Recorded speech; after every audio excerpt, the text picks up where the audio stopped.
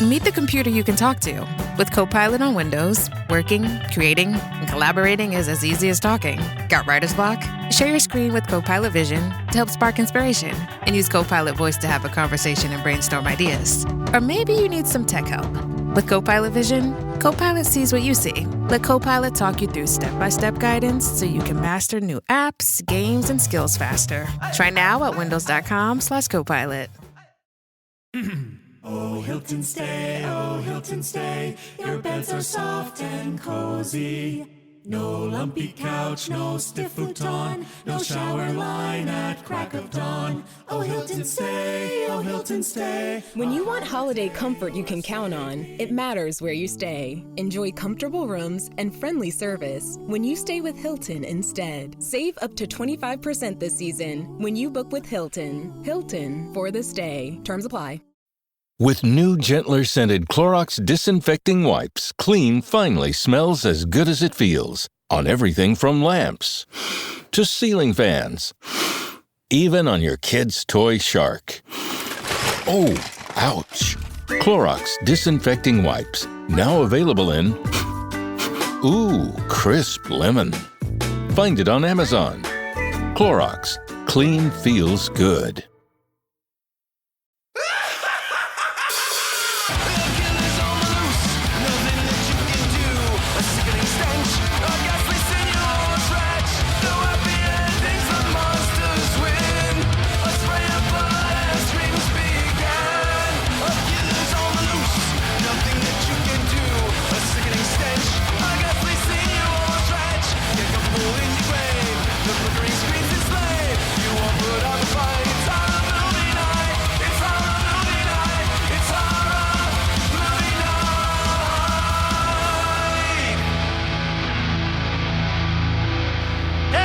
We're back with another episode of Horror Movie Night, and this week we're talking about Frostbiter, which was shot in 1988, but eventually got released in 1995. Thank you, Troma. You know how these things go. Which one did it feel like more? Did it feel more like 1995 or 1988? It felt very 88 to me. It's hard to say. Dude, this shit was so good.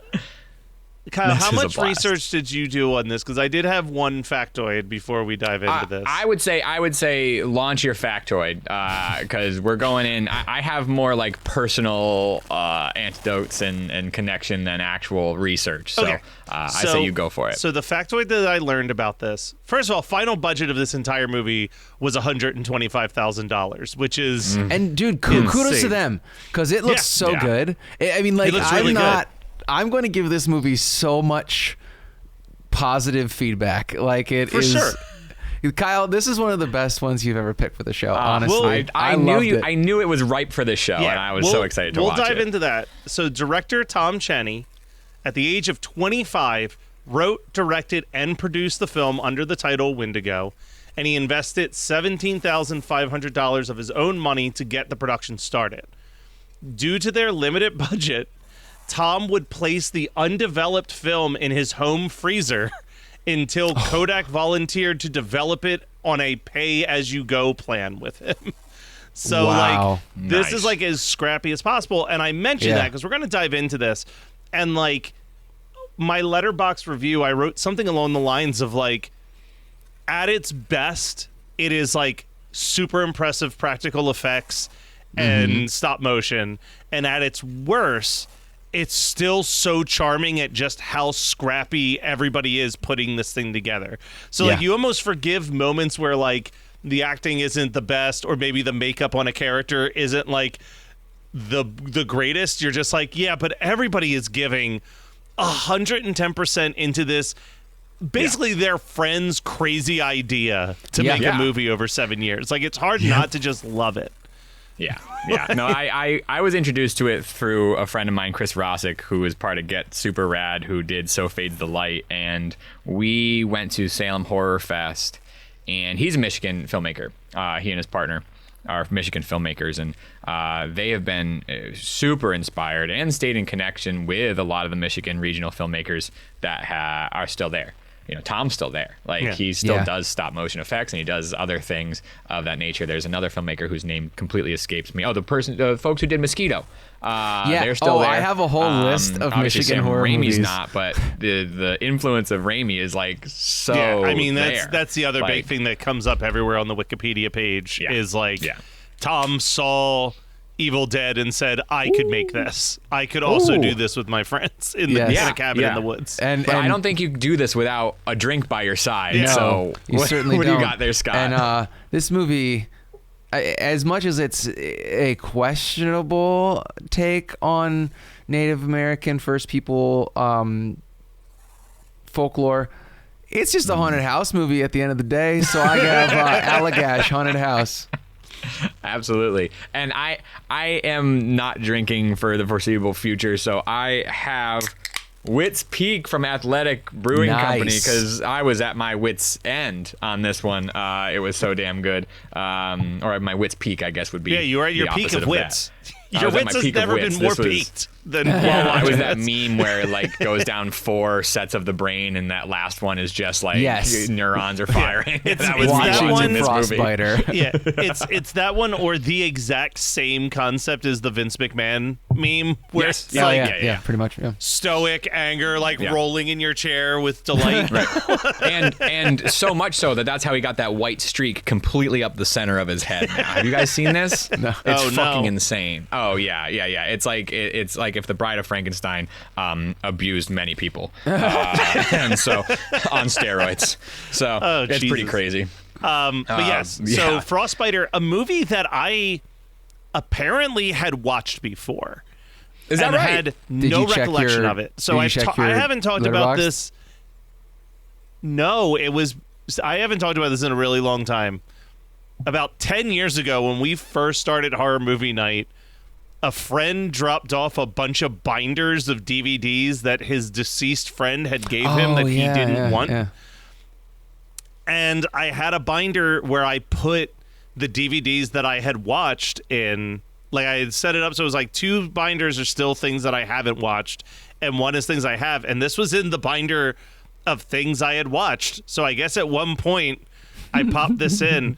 But I don't think I was paying attention at all because I don't know how this didn't immediately jump to my, like, I need to get a physical. I was literally on Troma.com last night just looking, which I'll tell you right now, I don't know if it'll still be the case when this episode comes out.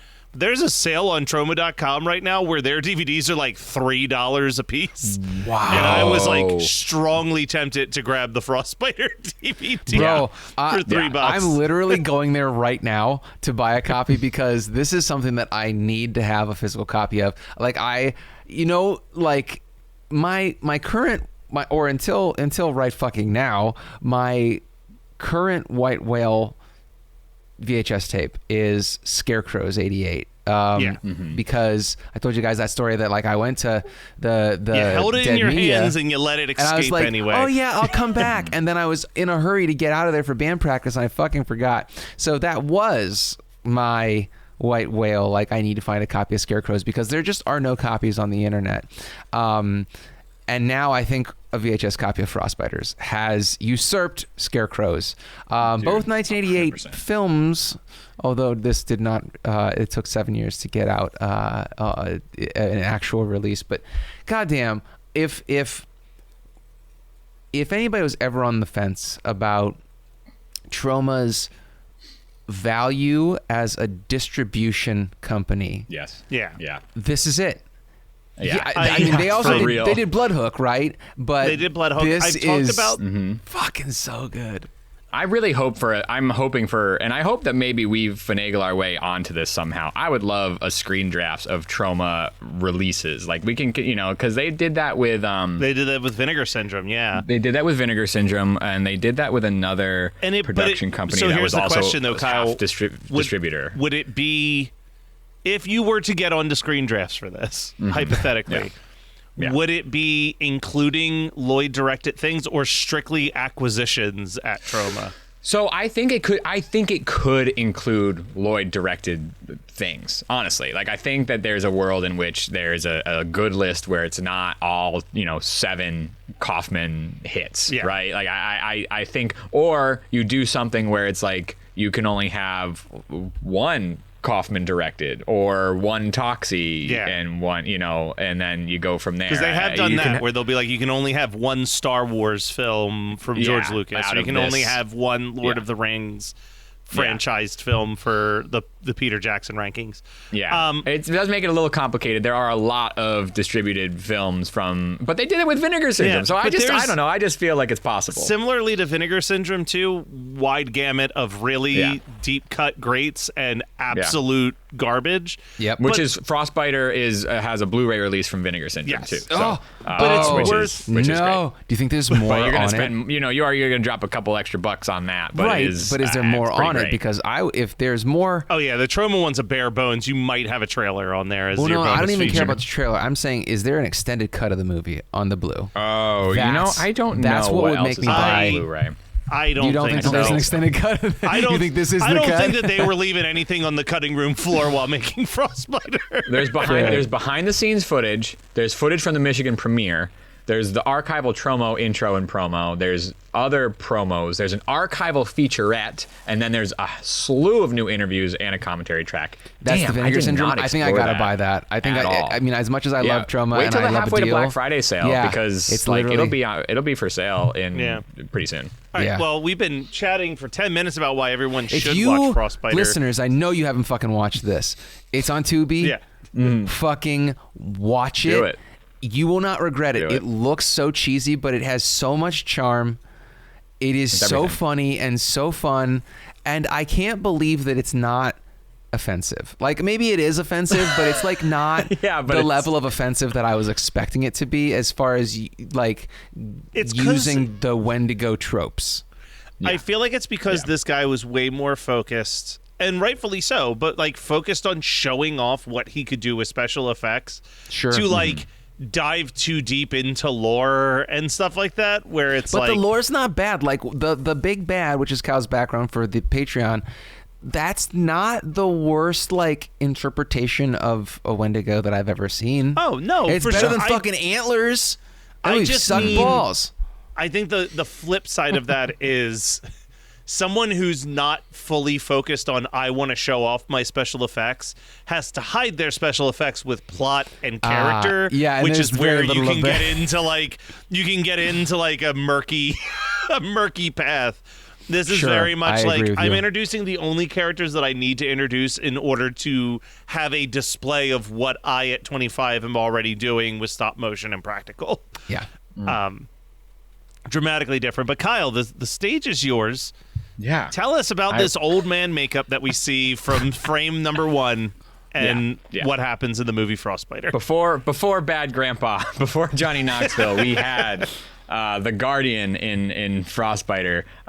So Frostbiter opens up with an old man in a cabin narrating the lore of the Wendigo and revealing that he is the Guardian and has pretty much trapped this ancient evil and contained it over all these years, hence being known as the Guardian. But this, you can't stop drunk hunters from trespassing and getting violently angry as they sneak onto the Guardian's property, shoot the human skull that acts as the spiritual barrier between the world and where the Wendigo comes from, and then these hunters get attacked. Or actually, the hunter, kills the Guardian, shoots this old man. I think it was an accident because he was wasted. Old man is like, yeah, but he was pretty fucking angry. Yeah. this hunter for being not allowed to trespass. It felt very American. And he shoots the old man. His friend is like, "Oh no, you're gonna be okay. You're gonna be okay." And the Guardian is like, "The wind, the Wendigo." And then listen, I like right out the 7 minutes in. 7 minutes in, we get a batshit skeleton attack. A skeleton attack. A skeleton attack. Like, I cannot emphasize this enough. Let's not even jump to that, because it starts with a full body meltdown to a skeleton. Mm-hmm. Like, yes, we go old man melt down to skeleton. Yeah, it's true. That's true. That to me is probably one of the biggest moments where I'm like, oh yeah, this is heavily influenced by the original Evil Dead because Evil Dead. We get a very similar stop motion melt in the end of that movie when they throw the book into the fire. This was amazing. Like I was like immediately at this point, I was like, all right. you have my attention. Exactly. Yeah, dude, big time. I've seen this before, and I clocked it, and I put it on the list. But I mean, the last time I must have watched this, I must have been so stoned. I don't know. But anyway, all that to say, we cut to me. We cut back to the mainland. That was on an island, Manitou Island, by the way. Now that is an interesting little. I think that's an Easter egg because the Manitou is a Graham Masterton, right? Graham Masterton, yeah. I'm pretty sure he did an entire series of Manitou books, and they're incredibly fucking racist now, but people in the retro horror paperbacks don't have a problem with that for some fucking reason. But yeah, I think that is definitely a reference to the Manitou books and also the folklore of the Manitou. Yeah. They don't, like, aside from sort of just touching upon the name and then the design of the Wendigo, we don't go into the lore all that much, which I think is what makes Probably it feel better. so safe. Yeah. Right? Yeah. You know, it just is like just taking the creature and the idea that these creatures are out here and have existed out here for all these years is kind of helpful. And I also feel like that might be why Troma was like, let's name this Frostbiter instead of the original name Wendigo. Is like not getting people going into it specifically being like, oh, it's going to be a Wendigo movie. Here's all of my Wendigo knowledge that I'm ready to like. You're also thinking about 1995 pre-internet, my guy. Like it's not. Yeah, no one knows what the fuck that is. Like, although I do want to let's just give Uncle Lloydie some credit that he probably was like, let's be a little bit more culturally sensitive.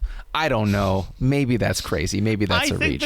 I think that Lloyd has always been more woke than he gives off. And his compass has been right pretty much more often than it's been wrong, right you know? Yeah. I was going to say that because he's also one of those people where it's like you watch some of the Troma movies that might, even something like Romeo and Juliet, which people could watch and be like, this is so racist, homophobic, etc. And then it's like, but the queers love it more than almost anybody else. So even Lloyd must know exactly what he's doing with that sensibility because he's from that same school as a John Waters, where it's like there is a way to do shocking, offensive humor and it still be not punching down and like full of love. And Lloyd has somehow figured out that at like 80 something years old still has his finger on the pulse of how to properly do that, which is crazy. It's wild. If only he could make some money. Yeah, if only he could. Listen, he's doing all right. His wife is the New York Film Institute president or something. So what? Yeah. That's nuts. Yeah. Pat, she is. I think she was a part of in charge of the New York Film Commission for years. Yeah. I don't know if she's still there, but incredible, which is fucking wild. Dude, listen, he's living the dream because he's got a strong wife who's basically supporting his dreams. Shit. Yeah, no kidding. He's done fine over there. Yeah. Nothing that the hosts of this podcast can't relate to. No, not one bit. We don't know nothing. There's three guys with vanity projects and strong women helping us do them. Listen, unite. You know what's so funny though is that like if anybody were to take anything away from this episode, it's that women have all the power, and that's the way it's supposed to be. Like it's really true. Yes, men are dumb. Watch this movie. You'll see how dumb men are. You'll see how dumb we are. There's one woman in this movie, and she's very important. She's the most powerful person, one could argue. Anyway, let's get to this plane, because I want to talk about this airplane. We gotta get to the airplane. This is where we meet Sandy, because the Guardian, the now dead Guardian, comes to her in a dream, or when she's awake, who's to say, and is like, hey, it's your problem now. Fix this shit. So she charters a plane to Manitou Island in this really gnarly storm, and the pilot is like, no, and then she's like, $20, and he's like, sure. So now they're flying this plane, this two-person plane. We've got miniatures. We've got a cabin of the airplane shot from the front. We have a flying Wendigo dragon monster. So this is I'm going to say right now, the Wendigo takes about 10 different forms in this movie. It's fantastic every time. They're fantastic every time. There is not a one that is We'll get is to my lesser least favorite than the one, others. but this was my second favorite to stop motion Wendigo. Yeah. Is this dragon creature. It also just scratches that 1930s like robot monster Plan 9 from Outer Space itch of such an obvious miniature fight. Like I'm like, I love it. When the plane so hits much. the snow, and the snow is about the size of your fist. It just I love it. It's gorgeous. Correct me if I'm wrong. Is there also a decapitation in this scene? I believe that someone. That's what I'm saying. Is like not only do you get these really great sort of almost nostalgic miniatures, but you get a full head-ripping gore effect. Like you get an entire decapitation in this. It's old school and new school. While acid jazz is playing in the background. This movie's music choices, the soundtrack, nuts. Oh my god! Did I write down the line? No, I wrote down a line from another song. There was one song I had to call out by title because I was. There are two songs. Oh no, they play the song 3 times. I like bucking a horse. I like a bucking horse, and I thought they said I like fucking a horse. I thought that was the first line of the song. I had to rewind it. You've been listening to too much Ween, my dude. Yeah, that is definitely a Ween influence right there. I was like trying to play this like this game of elimination. I was like, he's not saying fucking, but I can't stop hearing him say, I want to fuck a horse. Okay, so then that's plane crashes. We're intersplicing this journey of Sandy with a group of guys on this island in a cabin, getting drunk, playing poker, telling dirty jokes. It's a grand old time, and they have a friend who brings their friend to this sacred circle, as they've called it. It turns out that this friend is black, and we have a good laugh about everybody's prejudice against this black man. It's kind of weird. It's funny because it's like it felt. Maybe this is wrong, but to me it felt like they understood that what they were doing is they're making fun of racists. They're like, oh, you dumb fucking racist. And like the black guy's like, oh, you don't want me here because of my skin color. And then he's like, I'm out of here. And they're like, no. I don't know. It just, it feels so lighthearted. It was super lighthearted. That's the similar line. So, okay, quick Geekscape lore and the long history of Geekscape and Troma is like in 2006, I want to say, Jonathan made a short film called Gay by Dawn that he said was a horror short for homophobes. And Lloyd has been like, when are we going to make the full-length version of this? Since he saw that short, because I think it's the same thing that Lloyd sees in this scene. I think you're not incorrect. It is not celebrating that idea. It is punching down at the people who think like that. And that's like where you walk that line. Like, but I think it's like one of those things where it's like, because the scene runs long and the acting's a little wonky, it's like you just start to like, the line starts to blur a little bit. It's so not clear cut. But lighthearted, I think, is a great term for it, because it like also isn't. Keep in mind, if they shot this in 1988, this feels a little ahead of its time for that type of like pointing out racism, punching down thing. To me, that's a very 90s trope more than an 80s trope. An 80s trope is just straight racism. Racism, I was trying to think like Police Academy, and I'm like, Police Academy, even from my memory, having not watched any of it in 20 years easily, is not like lighthearted. It's just very Revenge of the Nerds kind of racist, right? That's what I mean, and that was still the level of racism and homophobia normally by 1988. So again, I gotta applaud Tom Chaney here, because this, in 1995 it probably felt like you'd seen it a million times, but like 1988, this is kind of a fresh take on racism and punching down on the racists more than the race.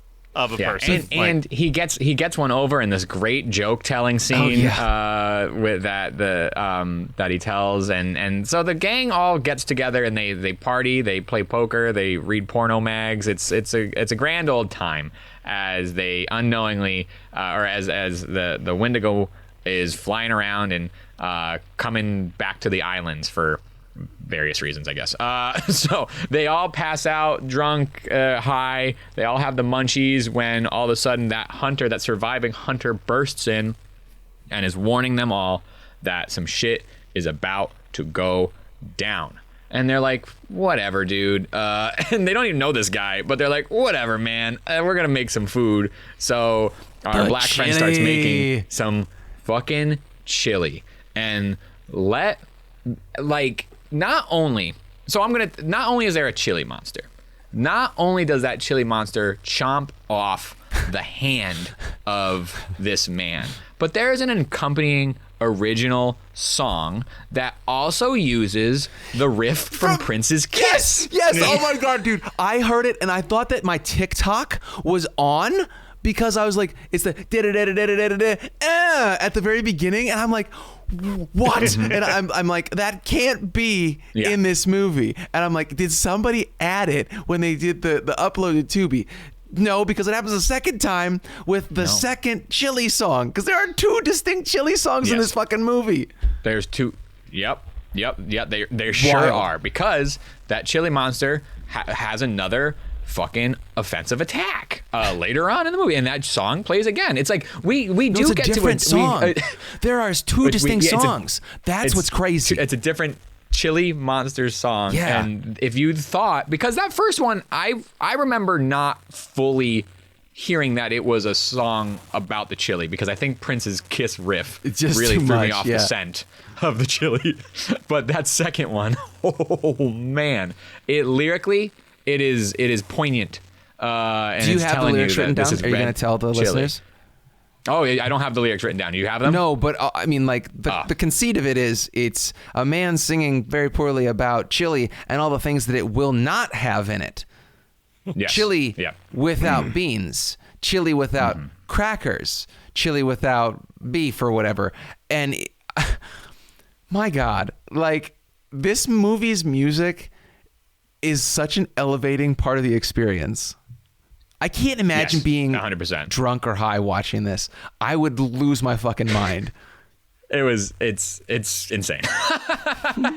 It's insane. It's an insane movie. And so that like immediately after that, there is no rest for the fucking wicked here, because then we get a centerfold come to life, infiltrate the cabin, strip naked, and then become an old wench who they're not punny one-liners, but she bats back to everything that's thrown her way, dialogue-wise, with something witty or rude or anything, great banter all the way through. The remaining original hunter, the guy that killed the Guardian, goes, they're trying to punch her to death, which is not the smartest way to fight an undead Snow Witch, but she very much is getting punched. She's punching them around in very Evil Dead type shots, which is I loved.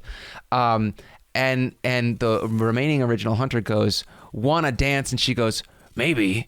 It's been a while." And I'm like, it's so just head scratching the way that they put this movie together, because us explaining it sounds lame, but it's not. Right. It's the best. No, it's not.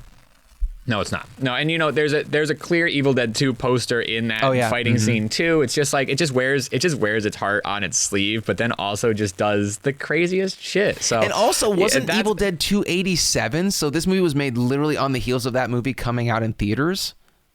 Yeah. That's nuts. I mean, unless this scene, but this is made over 7 years, so maybe this scene gets filmed, 91 or something, maybe, where, I don't, who knows where it lands, but it's, man. And then so, they get her with a pitchfork, but then she disappears, because that's not how you kill a Wendigo. And the next morning the gang splits up to try to find I think it was one of the people because Sandy comes in. No, Sandy's not here yet. Sorry. The next morning, the gang splits up. It is a little hard to follow. It's incredibly hard to follow. It's you know what? It feels exactly like a movie that took 7 years to finish with film canisters in a freezer. Yeah, it's a lot of and then, you know? Mm-hmm. Yes, it's a like lot of and then. It's a lot of 12-year-old tell you the plot of a movie. Yes, correct. They're searching for help. Our friend without a hand is drunk and high on painkillers. Everybody's sort of injured in some way. They find the pilot in the wreckage of the plane. That headless pilot's body comes back to life and is flailing and gets the reprise of his song. And the other two find a hypothermic teenager is what they call her. And then we cut to a news segment about the missing plane. I feel like the news segments had to have been the last part that they added, right? It had to have been, but like, man, for all the things that Tom Chaney was able to knock out of the park, this felt like a black box theater play of a news broadcast. I was definitely like, this is the biggest thing that's taken me out of this movie. This I wasn't news about report. to let these shitty little vignettes ruin my experience, so I literally fast forwarded through all of them because I did not care. And I would highly recommend anybody watching this, if you're not with friends, just fast forward through the parts. They don't matter. You're strapped in for. It's funny because when you put the movie into a DVD player, it says that it's 83 minutes long. But by the time the closing credits start rolling, you're 76 minutes into a movie. Yeah, it's got like 9 or 10 minutes. It is a short watch. But that's Troma, baby. No, it's not time consuming, and it does crank. Like, it does move. Yeah. There's a couple segments that, like, this news segment, whatever. But it once you kick back up, man, we're moving. There's a chili. This is where immediately after this is the Chili Monster reprise that we already discussed. We got another Chili Monster who's not as chili based. It looks a little more sleek, and maybe it took a shower, rolled in the snow or something before it started attacking people. It's not quite as messy of a Chili Monster, but it comes back, and we lose a couple more people. There's another good cabin melt. Not as good as the skeleton, but there's another friend who does he melt, or is he more like decayed? There's someone who's decayed. There's a bunch of rapid succession deaths at this point because we're kind of like trying to race to the finish line. There is one of the things, again, we talk about like the things that scratches this nostalgia in our brain.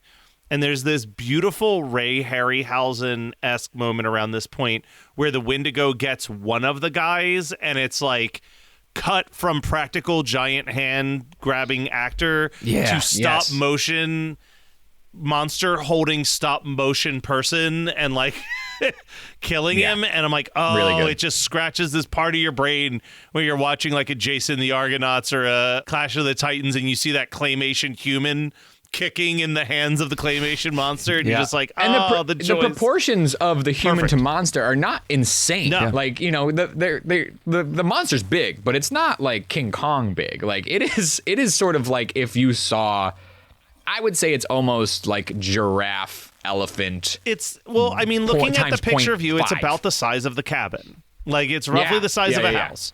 So maybe elephant. It's crazy. The thing's crazy. It's a great monster. We see that a few more times. That is our final form of the monster, but the Wendigo appears in a couple other forms, including the Guardian's mother returning, and then she starts to melt, and then she has 6 arms that try to wrap up her daughter. That was great. There was a frozen body, a March of the Undead, Ring of Skulls that starts to happen here. The March of the Dead song that plays is so fucking good. I want a soundtrack of this so badly, and I don't know if it exists. I don't know if it's possible. All I know is that I looked for the one Chili song, the first Chili song. Not streaming anywhere, not on YouTube, nowhere. The second one about like the chili with no whatever in it is on YouTube. But I mean, it's funny because you go to the Wikipedia, or I'm sorry, the IMDb for this movie, and they say on the soundtrack, and I'm like, Does that mean that there was an actual soundtrack? Or are you literally just saying the movies that were the songs that were in the movie? Because I'm thinking it's probably songs that were in the movie. The only way that there is a soundtrack is if Vinegar Syndrome put it out with the Blu-ray, which, based on what you read, they did not. No, not yet. These things happen. Every month they set out a new release and say they've been doing some VHS, they've been doing some soundtracks. Maybe. Let's hope. Let's everybody write them a letter. But I will distinguish some Chili songs probably for our social media, because this cannot go unheard. Yeah. In my humble opinion. So there's and then they use the March of the Undead and the Ring of Skulls to defeat the Beast and send it back to this butthole entrance looking hell. And it's great. We get this sort of he's not dead ending, but we never get a sequel to Frostbiter here. And I think that's it. I feel like I've skipped over maybe one or two skeleton-based incarnations of the Wendigo, but they are all very good. And once it sort of turns from this get rid of all the friends to this final girl moment, there's some good carnage that is worth watching too. So that's Frostbiter, Wrath of the Wendigo. Hell yeah, between 1988 and 1995. Yeah. But it is 30 years old this year officially. It is an anniversary. 30 years since its release, for sure. Does it ever feel like you're a marketing professional just speaking into the void? But with LinkedIn ads, you can know you're reaching the right decision makers, a network of 130 million of them, in fact. You can even target buyers by job title, industry, company, seniority, skills, and did I say job title? See how you can avoid the void and reach the right buyers with LinkedIn ads. Spend $250 on your first campaign and get a free $250 credit for the next one. Get started at linkedin.com/campaign. Terms and conditions apply. This episode is brought to you by Amazon Prime. Black Friday Game Day on Prime is an epic day of live sports. It all starts at 9 a.m. Eastern with the Capital One Skins game. Then, Black Friday football returns when the Bears take on the Eagles at 3 p.m. And it culminates with the final night of Emirates NBA Cup Group play with Bucks Knicks at 7 p.m. and Mavs Lakers at 10 p.m. Black Friday Game Day, only on Prime. In Walmart's Who'Knewville, everyone ready their cart. Amazing Black Friday deals are about to start. Online and in the app, such great deals to explore. Everything you love from tech, toys, and more. The days to save and the ones to remember. It's only the 25th to the 30th of November. Set your alarms. Don't miss out. These deals are epic, without a doubt. The Who's are all ready, but are you? Walmart Black Friday deals await. Who knew?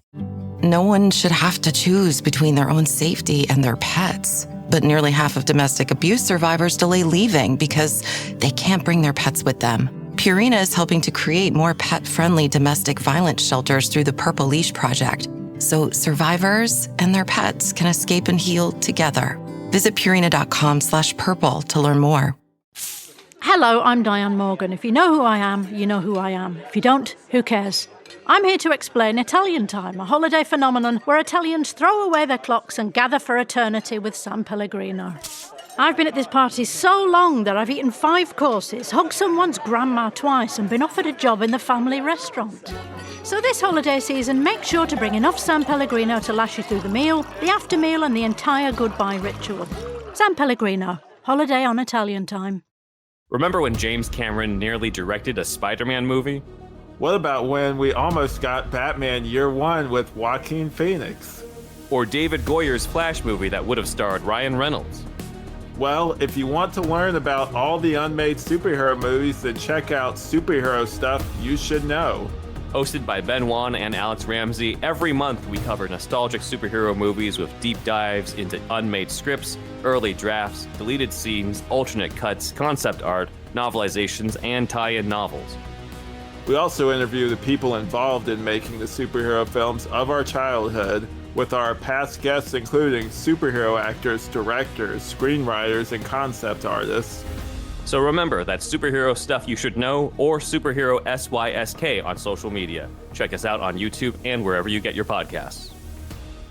Kyle, if you were having people over to watch Frostbiter, how do you follow this up? What's the next feature?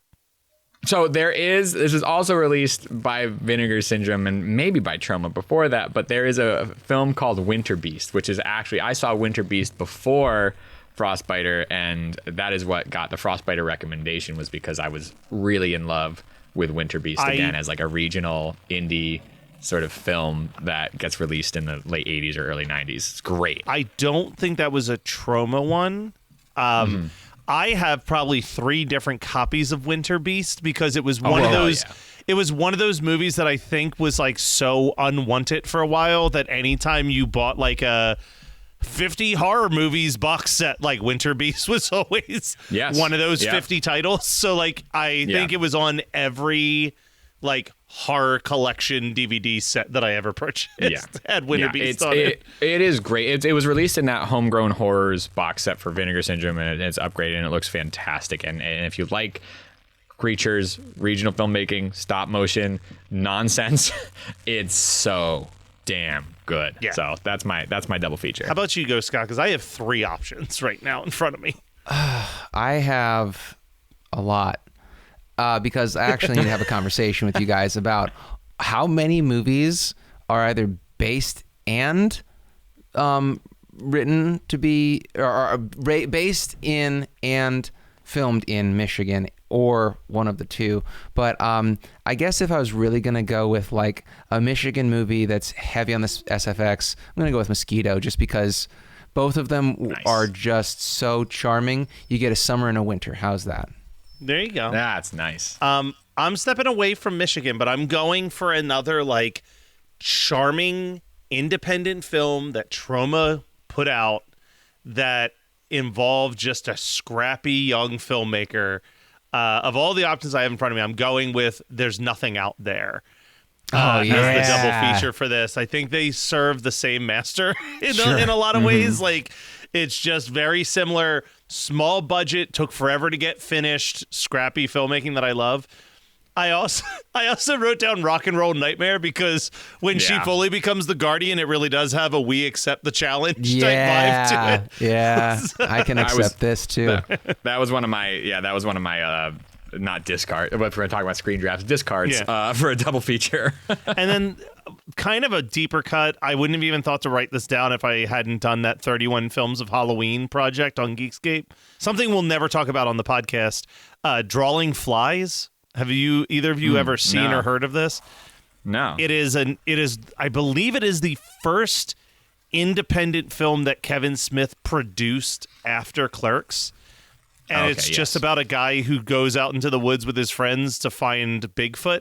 But there was like a lot of things that scratched a similar vibe. It's worth watching because it's only like an hour long. It's from 1995. It's shot in black and white. And when I was rewatching it, I'm like, this reminds me of Blair Witch. Like it feels like it owes a lot to Blair Witch, or Blair Witch owes a lot to this because this was 95 and Blair Witch was 99. Yeah. All in all, not a great movie, but just people roaming around in the snow looking for a creature. I was like, this is reminding me a little bit of Drawing Flies. I almost bought it at a used bookstore, and that's the best time to buy it. Show, Evan Fonseca, was like, don't even bother. Yeah, if you can get it for under $3, it's worth putting in your collection, but don't pay top dollar for it. Noted. All right. Well, unless anyone has other discarded double features they want to throw out there. I don't have other double features, but I just wanted to just give you guys a small list that I assembled of other Michigan movies. Yes. It follows, obviously, Evil Dead. And Ash vs. Evil Dead is in the fake town of Elk Grove in Michigan.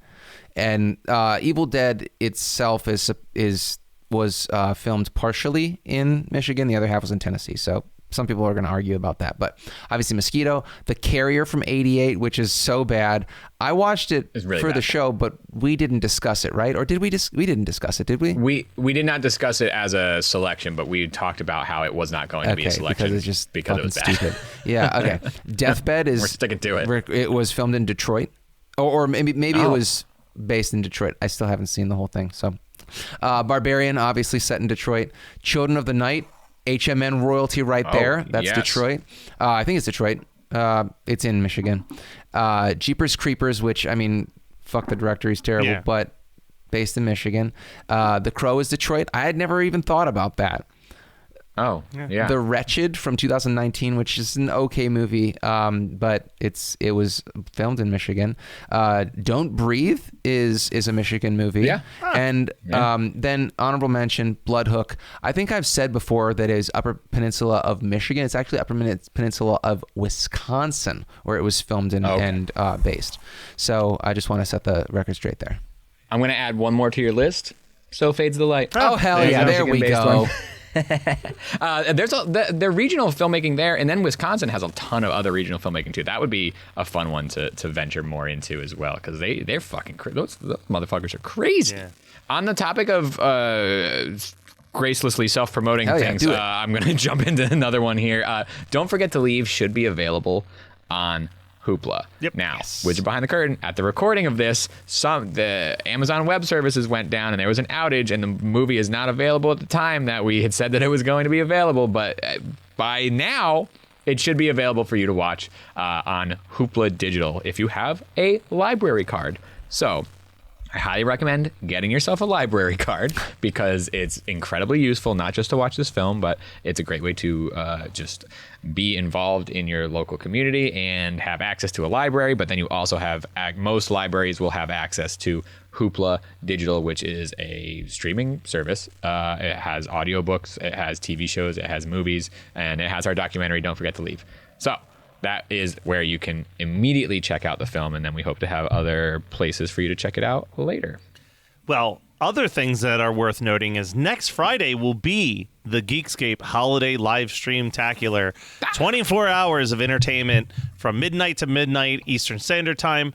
There will be a horror movie night segment. It is a pre-tape segment. It's actually from Patreon almost a whole year ago now, when I made Kyle and Scott listen to the Werewolf musical that I had written in 8th grade.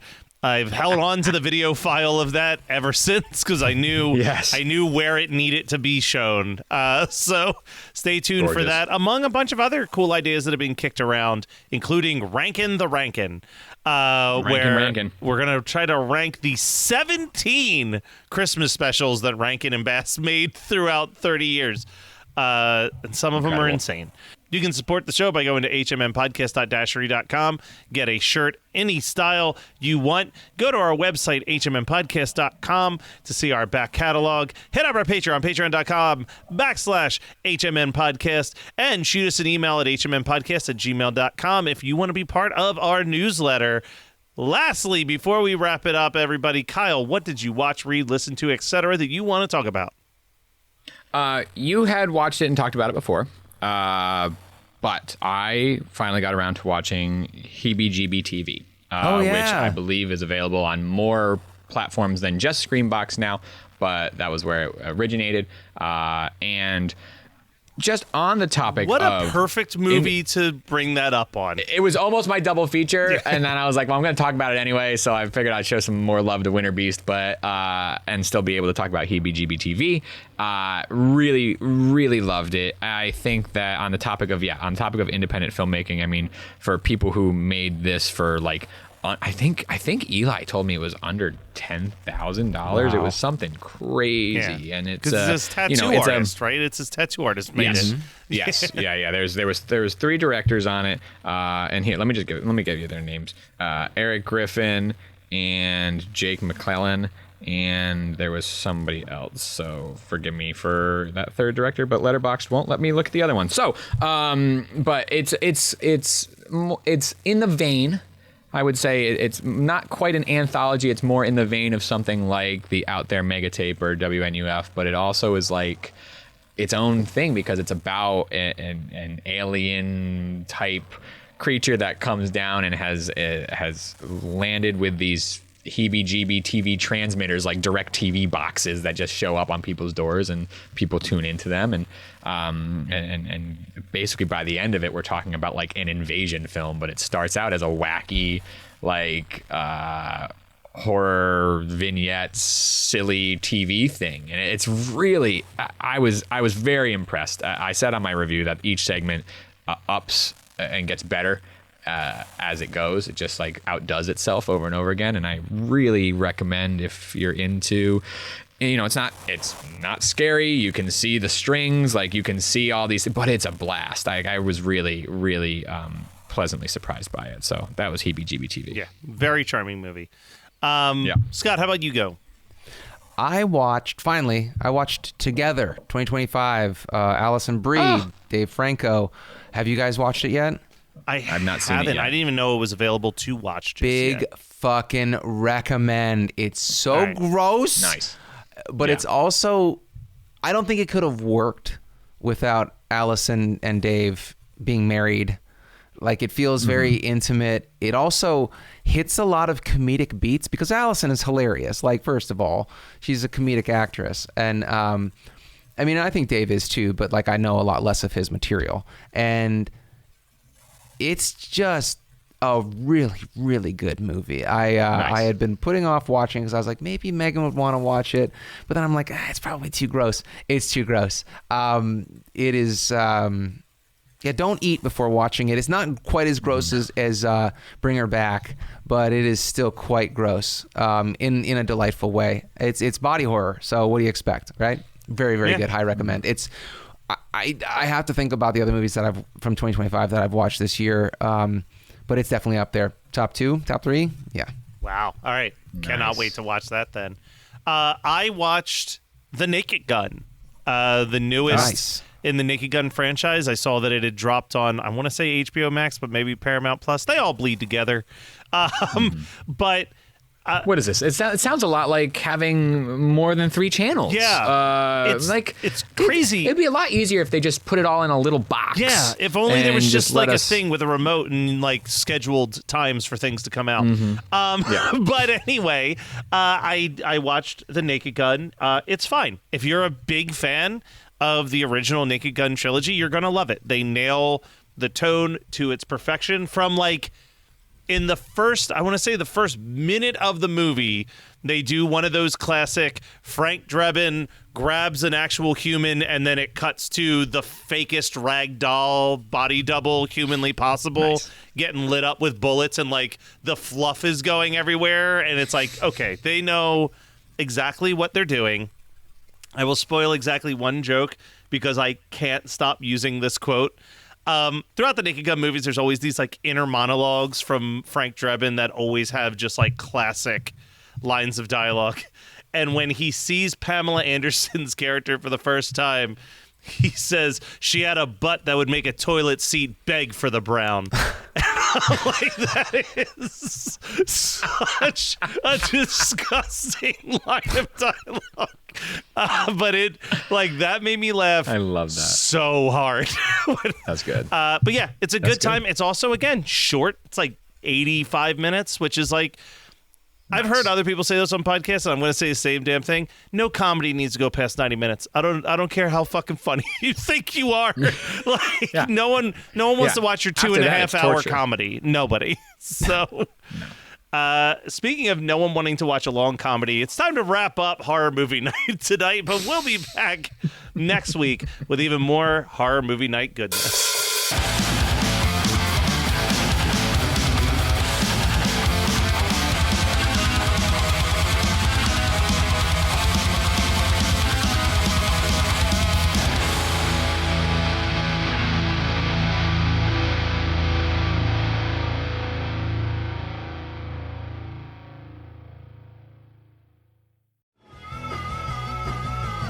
You're listening to the Geekscape Network.